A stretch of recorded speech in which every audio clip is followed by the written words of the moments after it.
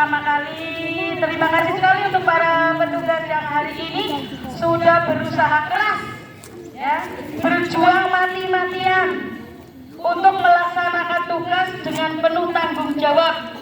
Semuanya karena didasari oleh rasa tanggung jawab dan semangat yang tinggi. Alhamdulillah petugasnya semuanya sangat-sangat baik sekali, sudah melaksanakan dengan penuh tanggung jawab dan penuh khidmat.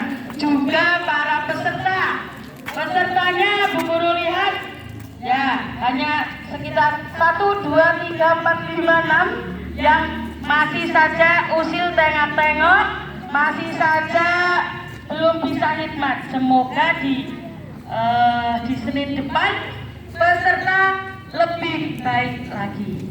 Baik, yang pertama, amanat di pagi hari ini Bu Guru akan menyampaikan tentang sopan santun.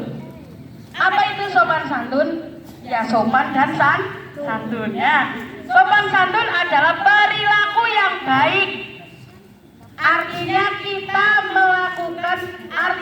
kita bersikap baik kepada semua saja. Bukan hanya bestinya, bukan hanya kepada orang yang kita senangi, ya, tetapi kepada semua orang.